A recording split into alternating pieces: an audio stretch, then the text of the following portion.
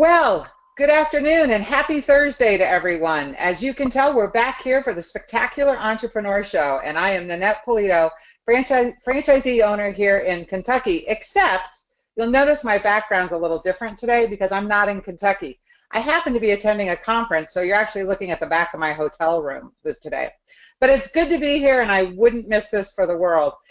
With me are my two partners in crime, Mike Macedonio, who is a world-renowned author, entrepreneur. He built a small training company, and he has it up to 60 countries. Is that not amazing? And then we have Eddie Esposito, who is also another business expert, the expert in communicating and helping people understand why they do what they do. And both of them just want everyone around them to be successful.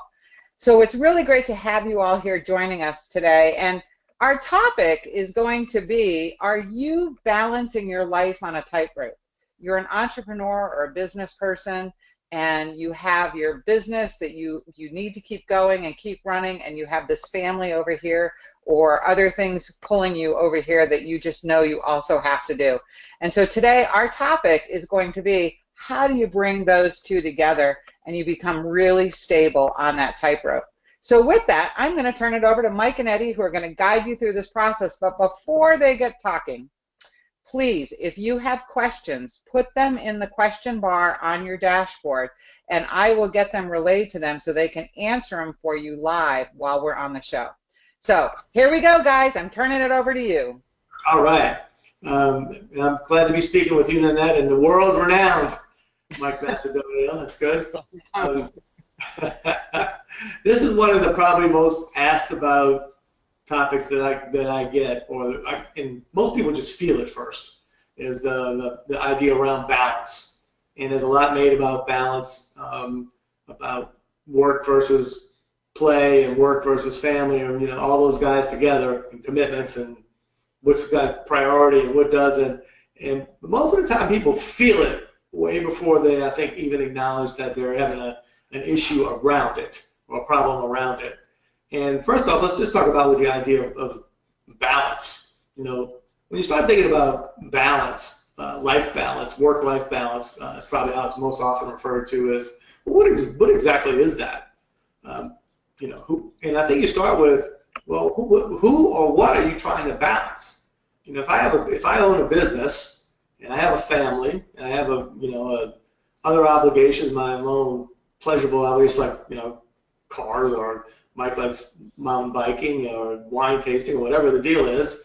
If all these other things that you are trying to find time for a balance, but what does it mean?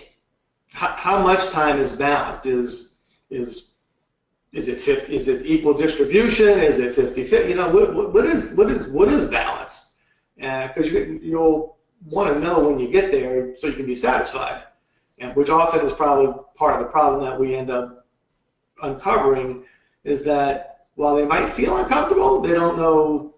Most of us don't know what exact mix would make us comfortable. So then we have to start looking at what are the things that make it up, what are the things that I'm most concerned about, and then decide, what is balanced around that. So as you can see, just by my explanation, it's probably more complex than just a work-life balance, 50-50. That's an illusion or a delusion that comes along that I think will eventually trip us up.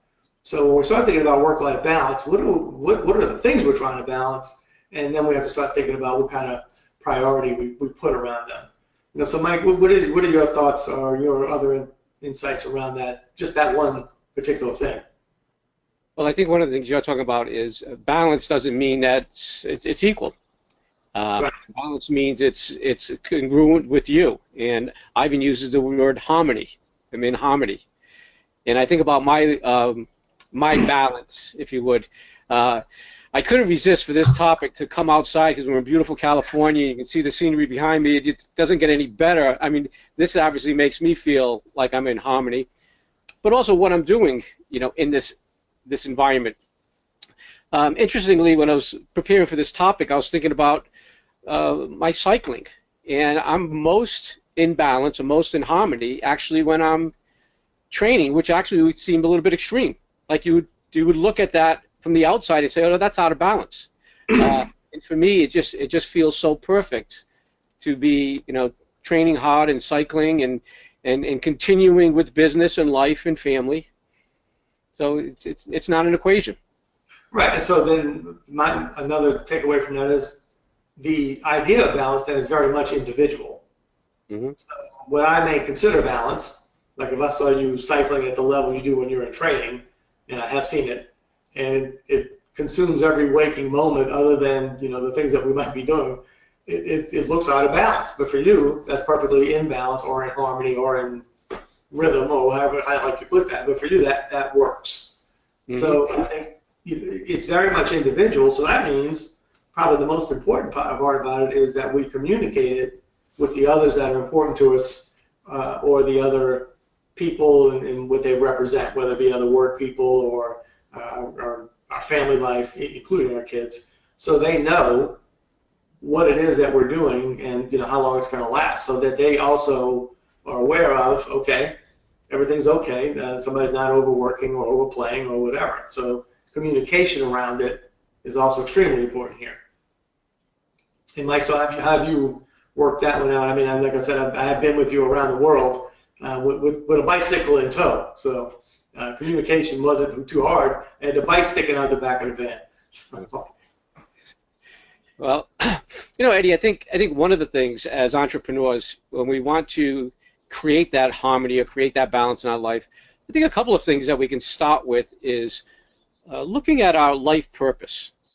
For those that participate with Asentiv, we've also talked about our emotionally charged connection. So I'll just briefly, we don't have time to discuss completely emotionally charged connection, but just briefly, those are those life experiences that really define the why in what we do, the why and how we show up in life. And I think when you really come to grips with what your emotionally charged connection is, what your purpose is, okay, and then finally what your mission is, it is a great course for us to start living in balance. Along the idea of the mission, my personal mission is to orchestrate peak life experiences for others and myself.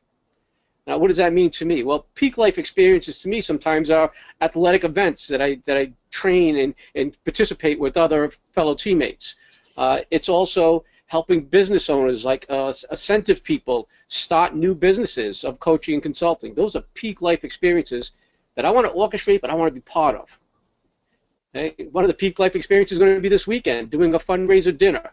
Where Dawn and I put on a gourmet meal and just take people over the top, and at the same time raising money for the big cats. Now, what's so important about that in terms of my balance is the mission tells me what I'm going to do and how I'm going to do it. Most importantly for me, it helps me create my not to-do list. If I'm not on mission and I got things coming into my calendar or into my life that I'm not on that mission, I'm going to be out of balance. Okay, so having that emotionally charged connection, knowing your purpose, and then having a clear mission and sticking to it is one way to help guide that course for balance and harmony. I think that is the absolute must starting place, because I don't know how you can declare what would be in balance or out if you didn't have some idea of what you were in your own brain, like what you're supposed to be doing. So if my life's purpose, or what I've determined as my life's purpose and my mission, as you stated, that's what I'm all about, that's what I'm supposed to be doing, then, like you said, anything off from that now could take me out of balance. Now, but what I did notice about that was you also included someone in that particular of the activities that you mentioned, and that was your wife, Dawn, and so she was now not just like tugged along. I mean, she bought it. She clearly buys into this. I've been to those, and so you're doing it together. So now what also a business purpose now becomes time with your wife, and so now you've got all things working together. So you're not going to get out of balance with her or the business or any of the other of your people that are coming. For example, customers in this case. So you manage to put together, do something that you both enjoy, and it serves a lot of purposes, and that's balanced. So now you have it set up where you're doing it on your own. she's left out, and now you got a problem that you might have to come back to later.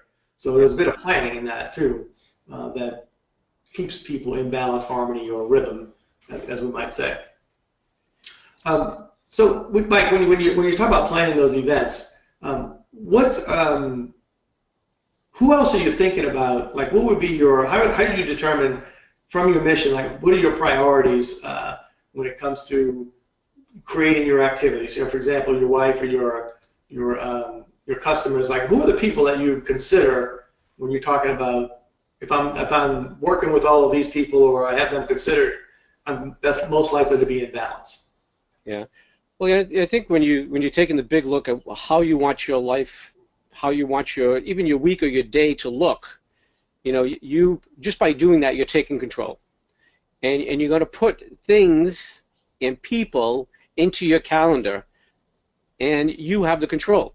I think one of the saboteurs people have with trying to stay on track and keep that balance and keep staying on mission is they let other people take over their calendar. And that typically happens when you haven't already set it. And, you know, obviously you guys are a big part of the team that I want to work with, and they're going to be on my calendar. Obviously Dawn is, my family. And, you know, these people need to go into my calendar first. And that's the key. Even when we're looking at our clients or the people that work with us or for us, I think it's so important to live passionately. And you do that by surrounding yourself with people you love, people that you absolutely enjoy being with. And that in itself will create a harmonious environment, no matter what you're doing. And sometimes the stuff we're doing could even be difficult, but it could be harmonious because of the people we're able to surround ourselves with.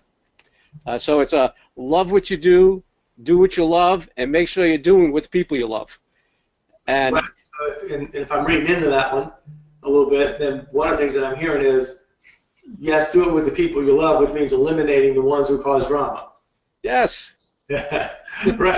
And I mean, think about how many times we put up with or tug something along that we're noticeably uncomfortable with, and how much time we spend talking about it or planning around it. And I'm talking about individuals here, that you plan around what hurt feelings, or you know, just try to avoid the whole thing. And if you really think about how much time that consumes, and you're talking about balancing things out and making time for making sure that all the priority items get time, because of the amount of time the drama eats up and sucks out, that could be one of the things that will sabotage harmony in a minute, is having someone or more than one someone's of those around and continually dealing with it. So eliminate drama as quickly as you can when you see it.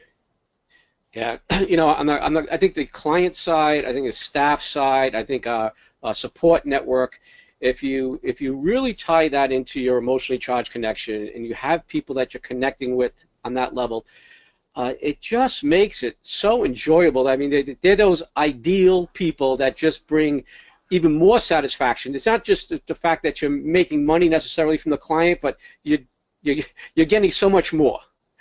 And then those other people you're talking about, those fun suckers, that the email comes in, the voice message comes in, the contact comes in, everything goes, oh, God, you know, just drains everything out of you. And that's going to be, I believe, removed from your business, removed from your life, if you want to keep that nice balance. And I would say too on that one is, you know, we know that when you're doing business, if you're selling a service, a product, or whatever you're doing, you're gonna run into people, and it's drama. It just happens. So don't willingly surround yourself with others that are on your team, supposedly, or in your stakeholders group, I'll call it, because that you do have control over, and that will definitely throw you out of balance. You'd be better able to deal with the ones that come along on the, you know, I'd say the not scheduled basis. Could be routinely, but if they come not scheduled, you'll be better positioned to deal with them because you haven't been drugged down by the others. Yeah.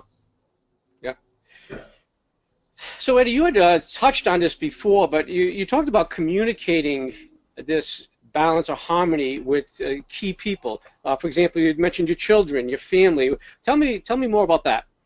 Yeah. So okay. So it goes with the idea too of things you talked about your mission. So if you communicate your mission to your kids, for example, and hopefully you will have done it to your spouse, they know what you're all about, and so they're not surprised or taken aback by maybe some of the activities or things that you're doing, because you've declared that ahead of time. This is what we're all about. And the communication also, I think about something, for example, about seasonal things. Now I use seasonal in two contexts here. Seasonal being just, in fact, the season. I had a friend of mine that was in the jewelry business, and starting after Thanksgiving all the way through to New Year's, the guy was absolutely positively buried, didn't go home in the evenings till very late. His family knew that, and it was, that was well communicated. But that was kind of an obvious one. What are some of the other things that happen that are going on that might be seasonal in a different context that we also have to communicate? Like, for example, in my own situation, the last couple of years, I've traveled very extensively. And it was on a needed basis for the things that we were doing. We were rebranding. We were an international company. There's lots of considerations to be made, strategies to be done, and some of that done overseas, for example. And we've been training overseas and doing some of those things. Well, I had to communicate to my wife and my family that I don't exactly know how long this season is, but this is not for everything. But it's a season in our business and in my life that I have to tend to in order to, particularly to take care of the family. So it's just necessary. And Mike and I were talking earlier, if you were to open a restaurant, to think that you could do that on a 30-hour-a-week, time budget, you're dreaming. It's gonna be very consuming in the first 2 years. And if that's the season and everybody knows it, and they can help support you through it, then yeah, you don't feel so out of balance because we're talking about it, and they don't feel left out or ignored or do some other passive-aggressive thing because we didn't sit down and have that discussion first. So I think a lot of work-life balance comes, we just didn't talk the thing through. I think people will understand if it's a season in the business or if it's a momentary thing. So I think that kind of communication with the people that are important, or the people or the groups that you've identified as priority is extremely important. So you don't walk around carrying that stuff on your back. Does that make sense? It does. And Eddie, I tell you that communication is so critical, particularly for us entrepreneurs. There was a study done a number of years ago on successful franchisees, and they were looking at variables that why some were successful and some weren't. And some of the obvious things like undercapitalized, lack of skills, those things played a role on both ways. But the biggest discrepancy, the biggest discrepancy was the strength of their support network. And you think, your spouse could be one of the most critical parts of that support network. Oh, yeah. And if they haven't communicated with them, hey, listen, this is going to be a bit time-consuming for a while. Okay, so this is what we can expect. I might not take a vacation this year, for example. Well, if you haven't had that conversation, you might have some disconnect. Yeah, and believe me, try being out of the communication with something like that for very long with your spouse. There is nothing but drama that waiting to happen on that one. Mm-hmm. And by the way, it's not. Sometimes the communication is unwittingly not done. It's not that we intend not to communicate it, because it might. The busyness or the travels and all that stuff may sneak up. The next thing you know, you've been gone or coming home late for a very long time without even realizing it. Mm-hmm. So staying on top of it and having a communication structure with your family, particularly, that allows them to ask those types of questions and just point it out so you can have that kind of communication is extremely important. I do think that a lot of the work-life balance things that I see or that have come to dramatic moments or points of crisis are because nobody stopped and talked about it until it was too late. And just being able to have that commission, particularly as an entrepreneur, guys, look, we're going to have times when we get consumed by something, and so having the conversation before it happens is extremely important. This is somewhat related, Eddie. One of the things, and that I use is boundaries, and I use calendar boundaries. And one of those is that nights and weekends I don't work. Okay, so I don't work nights and weekends. That's family time, and that family time could be just my wife, 2 cats, and a dog. But that's family time, not work time. But here's the other part, and then I'm allowed to have exceptions. Mm-hmm. Right? For example, when you guys come out for conference, and we know, we've got people coming in from around the world. Right. Okay, it's okay for me to have an exception because, I got people, and we have people here, we're going to work at night. Now, that work could be things like having dinner with people or the family dinner, certainly working into a weekend so we can make the most of somebody's time. That's acceptable to me, but it's not the norm that I'm going to work in and day out, week in and week out. So having boundaries and allowing exceptions. Yeah, and then which brings back that second strategy is, okay, knowing that the life of the entrepreneur is a bit obsessive, compulsive, all, nothing, all those things, is how can I mitigate that and, how can you include the important people in some of the things that you do so you get the time? Like, for example, if I'm going to take a bunch of customers out fishing, okay, well, my wife doesn't like to fish, so it's probably out right there. But one of my friends might like to go with the customer. And I'm going to put on a dinner, and something my wife and I like to do, like as you described. Well, that's something that serves all, and we get that together time too. So now I have to incorporate the kids, and believe it or not, some of those things they like to participate in, and when they do, so also looking at some strategies around the things you have to do. Is there a way to include the important people so they have a touch and some connection? And again, a lot of it is about how you feel afterwards. If I've done a week's worth of stuff and I've not talked to anybody here at the house, I'm going to feel bad. And they might not be feeling as bad about it as me. So by including them and communicating with it, it definitely brings that level of stress down. Mm-hmm. So, Eddie, I want to talk about a couple of saboteurs that I see that can derail this process. And one of it is if your personal saboteur is to be a people pleaser. Yeah, right here. Right. Me too. And that means everyone and anyone's allowed into your calendar at any time. Could be the case. And that will always put you in a challenging position because you're always battling, your own needs with other people's needs. And just as importantly, you may be neglecting people's needs because you're trying to be a people pleaser to everybody. Yeah, that is definitely, obviously, that's one of those topics that was designed for me right there. Is and believe me, if it's in my capacity, based on my ECC and all of those things, I'm going to do it, and I'm okay with doing it. And then there's a time when, hey, we're a worldwide organization. I can't do it for everybody, and so I'm not only not serving me, I'm not actually serving the people who I said I was going to service in the first place. Mm-hmm. So yes, you could ease, but just from an individual standpoint, you get out of balance very fast saying yes to everything. And some of the ideas I think that you said around that are so true. I need to give 24-hour service. If I'm not there, they'll go someplace else. If we imagine these circumstances of loss that come in to make ourselves a good reason, I guess, to get out of balance. And if they're not based in fact, then that will definitely be a saboteur, particularly for the people-pleasing kind. There's nothing wrong with being a people-pleaser either. It's a good thing.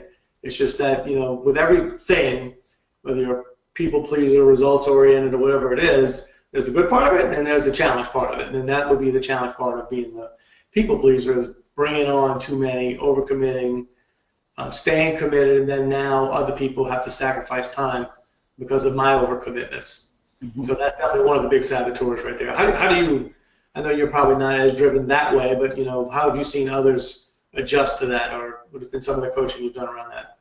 Yeah, I think it's one thing to be pleasing people, and then it's the extreme when it's pleasing people at any moment.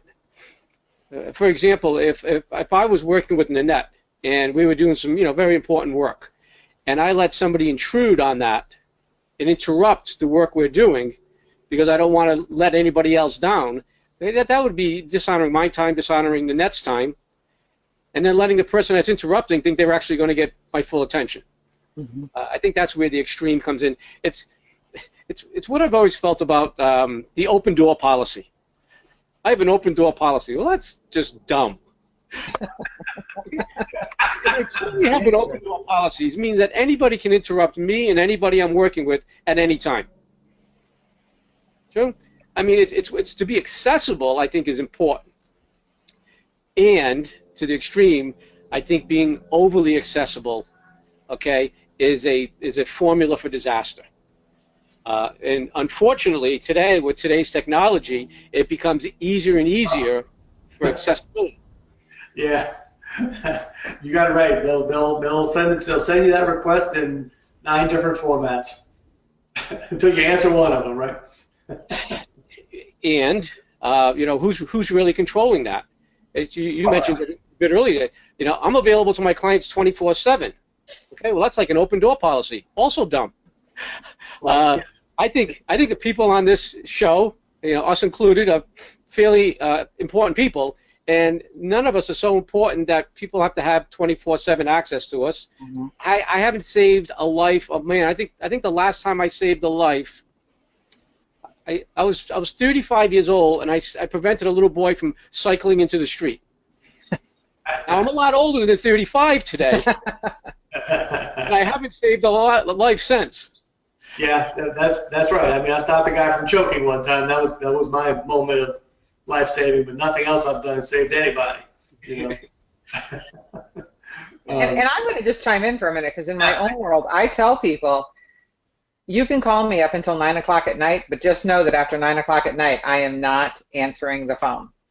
And it's amazing how well trained they are, because some people will call me at 8:58, but that's okay, because they're in their time zone. But you can get them to honor what your wants are of your business, and then you feel better about what you're doing. Well, and by the way, there's the self-inflicted side of that. Is I take on too many things, and I'll give you one more example because it's kind of funny. You know, somebody will say, you know, can you look at this thing, whatever it is? You say, yeah, sure, I'll look at it. You look at it, and then, all right, look here, I can fix that little thing for you. Okay, good, I'll send you 6 more. You know, next thing you know, you get a mailbox full of stuff. Hey, I agreed to look at one thing, and then, you know, obviously, you know, you got a chance to say yes or no, but right. You know, the temptation to take them all, fix them, whatever. You know, no, you just get eaten up. But there's a self-inflicted one too on that. I think it's kind of the same thing. Is yeah, I take on everybody's stuff. I also won't give out anything. You know, so for example, you know, as a young guy when I started out, you know, in the, you know, aircraft catering world, nobody could do an order as good as me. That was what was here. Right? So the idea is I did it all, and I did it all plus the bookkeeping, the paperwork. I mean, I did it all. It's because I wouldn't let things go. So that was self-inflicted. You can easily get out of balance being a control freak. So yeah, I think they're just the same thing, just opposite, you know, the opposite sides of doing it over, not just over committing, but as far as what you take in, but over committing as to what I do, which would be stated another way as I delegate nothing. You know, when I mean delegate, I don't build my organization with people that are become useful and helpful. I keep that from them. That is a huge saboteur. You know, I actually know people in business, successful businesses, that do not own a cell phone. Not to make calls, not to check emails, not to do texts, not to do social media, simply do not own one. Now that sounds a little bizarre in today's day and age, and I do own one, okay, and I'll say I'm on the side of this is not the way you're going to be catching me 24/7. As a matter of fact, I don't personally see a need to use it. And I don't give people access that way. I have a business line, which I always checking those voicemails or answering the phone. I have email, which I'm extremely prompt on responding to. But the cell phone can be such a saboteur to our business and our life. Simply working on a project, which we all have projects that we're going to take care of today. Simply working on a project and allowing that device to distract you for a moment, just a moment, okay, set you back on that project. so that you have to get refocused. And you could, you could take a 2-hour project and add an extra hour to it because you allow those just simple split-second distractions. And I watch people self-victimize themselves with the cell phone. Yeah, so again, saboteurs to your balance, because if they take time, they're taking time away from the priorities you said earlier. So yeah, things that are you set up yourself to be like alarms, basically, that are going to take you off track. That could be the cell phone, that could be the email notification that comes flashing across the computer screen. There are definitely studies on these things that do eat up, and I can't quote them all, but they do eat, each one eats up several minutes at the very least. And you start adding that up, we're setting ourselves up to overwhelm our day, or to get to that overwhelmed, out of balance feeling. So, and again, every person's got an individual mix of this. I'm actually thinking about an event that happened last week, and I don't have a lot of access with email, or with my phone. Eddie, I'll talk to you myself once in a while, some family members, but occasionally my wife. But that was really it. And I'm having dinner with my wife, my sister, and brother-in-law in San Antonio, and my phone rings, and I look at it. It's my dad. My dad doesn't call me. So you got that one, you got to answer it. I go into like panic mode. I go, I gotta take this. I gotta interrupt this. Then I gotta take this. Well, I go, Dad, what's happening? He goes, oh, I wanted to thank you for the gift you sent me. I sent some Bluetooth speakers. I'm like, oh my God, I had a heart attack. That's funny. Yeah, but our devices could definitely get in the way, which would eventually start ticking away at our feeling of being in balance or in harmony when you end up at the end of the day and you didn't get as much done as you wanted to get done, whether it be in your work or your life or whatever it is what you were attempting to do that day. So yeah, some of the things that we just, I call it self-inflicted. So that could be taking on too much, in the idea that we're going to do good for people.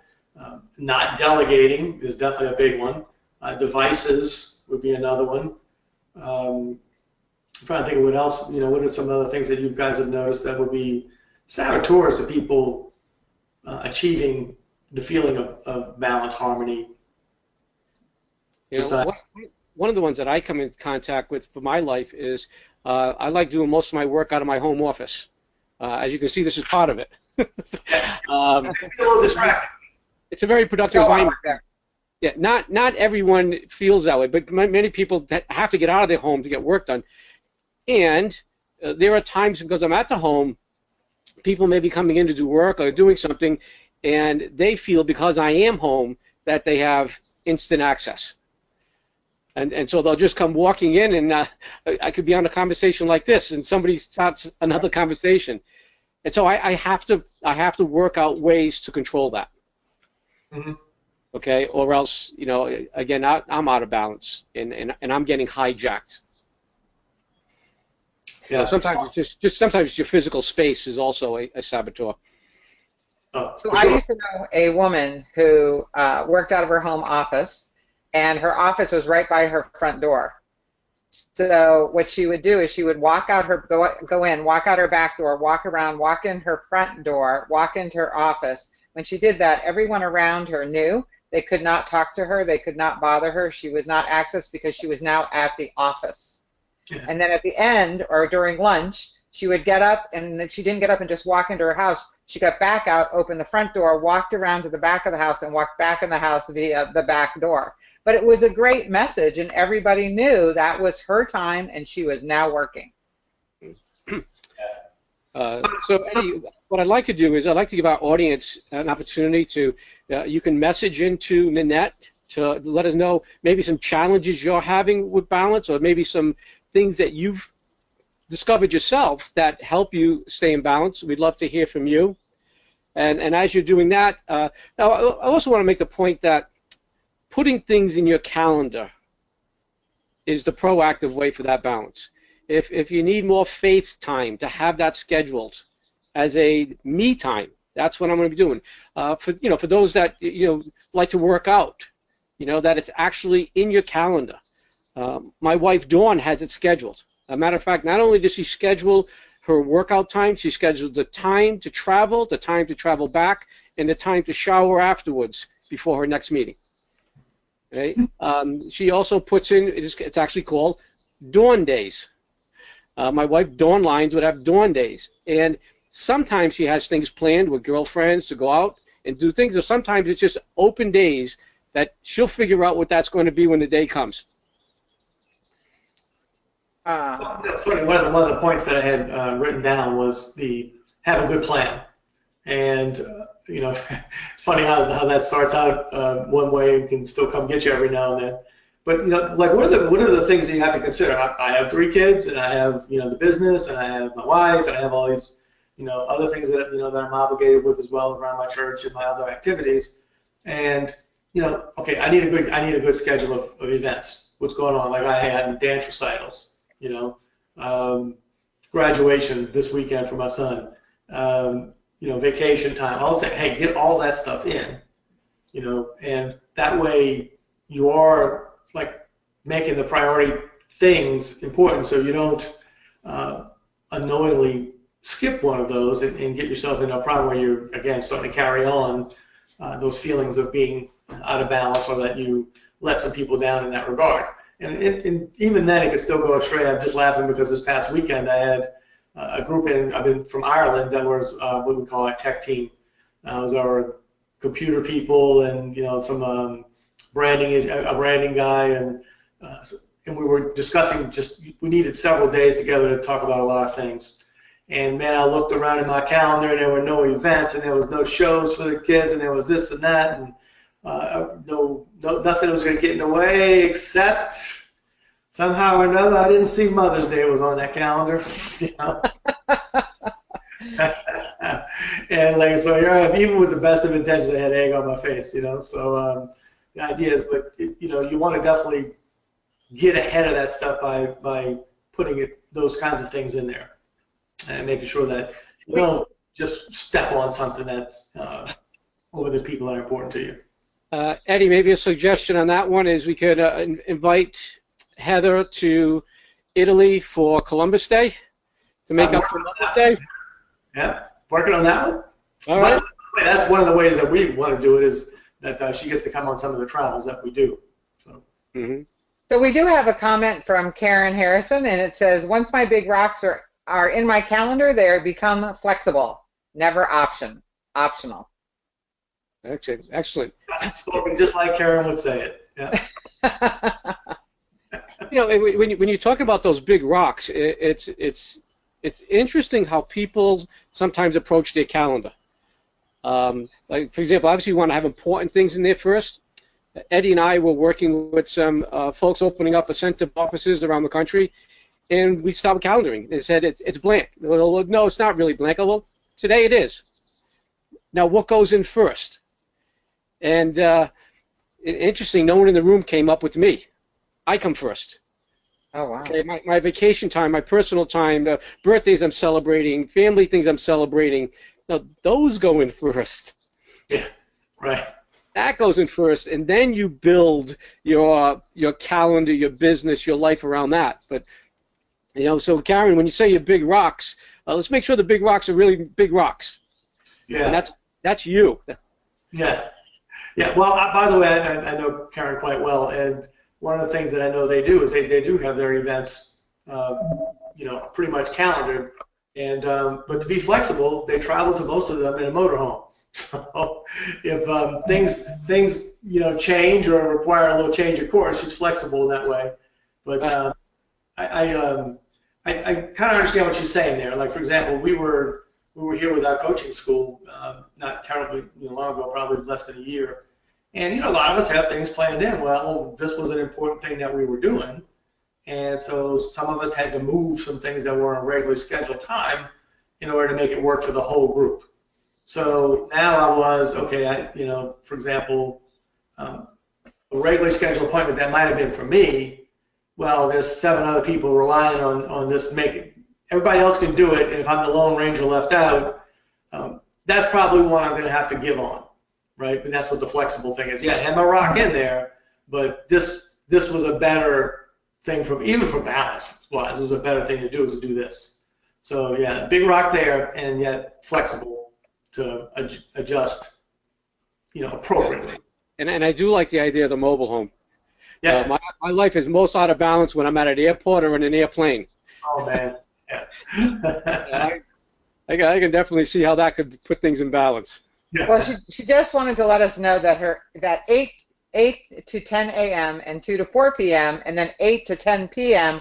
are me times, and she's got that in big letters. Oh, good. I wouldn't challenge her on that either, by the way. No, very important. I mean, yeah, it goes back to a lot of things. It's well communicated, part of a good plan.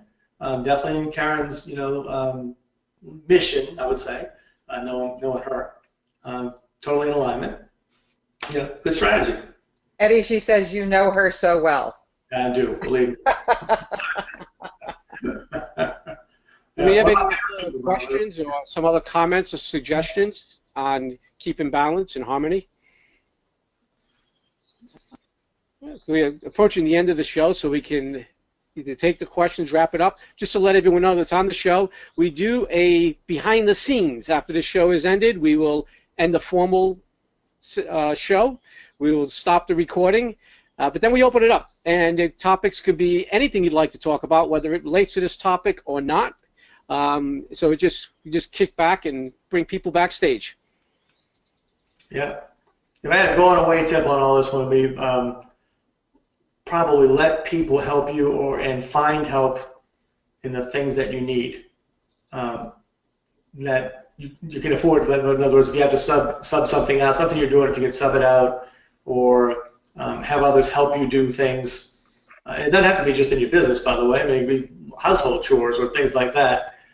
It's sometimes the easiest way to start getting chunks of your life back and get back in that harmony or that rhythm that you're looking for. Mm-hmm. Well, one of my clients built his whole business from his ECC. He was a bookkeeper. He was really almost ready to close his doors. And then he got through to his ECC and understanding that his clientele were those people who needed those chunks of life back, because when he was a kid, he didn't have that time with his dad because his dad was always working and always going. So he was actually going after small businesses, mostly restaurateurs, and that don't have a lot of time and who are not good at bookkeeping. And that's actually what made me think about you, Eddie. Not that you weren't good at bookkeeping, I'm sure you were, but I didn't have time for it. Right, and they don't either, and their families, were on them also. And he has really built a very successful business around that, just by saying to these entrepreneurs, look, I want to be able to give you time back in your life, and I can do this for you. And from that, those people started delegating that part of their business to him and started coming back to him saying, thank you, because I feel like I can breathe a little bit now. And so it's awesome, really. Yeah. And by the way, a business growth strategy, excuse me, Mike, is if you're in that position where you can start, giving that to people in your organization, for example, trusting them with more things and helping them, find the way that they can do it their way, is very growth mindset oriented. It's going to help. It's going to help them feel better about being with you. Mm-hmm. So exactly. You holding on to things, me too. Holding on to things is actually holding back the growth of the organization. So there's another cost to that besides just your harmony. So. Exactly. Well, we're at the almost designated hour here. Do either one of you have any last comments you'd like to add? I'd like to just recap some of the things about the balance. It doesn't mean it has to be equal. It does mean that we want to be in control of what that looks like, and part of that's the calendar. But even from the big picture, what's your purpose? Is it connected with your emotionally charged connection? And are you staying on mission? Staying on mission will create those not to-do lists. And those things that you want to be doing, you're not doing, get them in the calendar. Make that commitment that you're going to have that time, whether it's for family or faith or fun or whatever it is that you'd like to see more of. Yeah, I think my last little quote on this would be, though, all that's good stuff, man. And here's the thing is, we will never feel like we're in balance or in harmony or in rhythm unless the important people around us that we've declared also feel the same way, and we're communicating, we know where we are. Because if we're in the dark about where they stand, we're not going to walk around feeling good about it, and we could be realistically probably in a good place. But we won't, if we're not in communication with them about it, we'll never feel it, even if we are in rhythm. And I loved Mike's not to-do list. Oh yeah. I loved that, Mike. That was awesome. That's my nugget for the day. So thank you very much for that. So we want to thank you for joining us this month, and we hope that you come back to join us in June. We are actually going to be doing that month, how to use online tools and to support your high-touch marketing. And we are going to have a special guest for that, along with my two partners in crime here, Thomas Gay, and I want to read this to you because I love this first line of his bio. Thomas Gay is a lifelong serial entrepreneur focused on bringing IT solutions to complex business and marketing problems. And I would tell you that that is probably a problem a lot of people have. So please come back next month and learn how to solve these problems. He will be an awesome guest with us, and we are looking forward. So the third Thursday every month, we want you to hear. So thank you for being with us at the Spectacular Entrepreneur Show. We're hoping you're having an amazing business and a spectacular life. Thanks, guys, and stick around for Backstage. See you in a minute. Thanks, Nanette.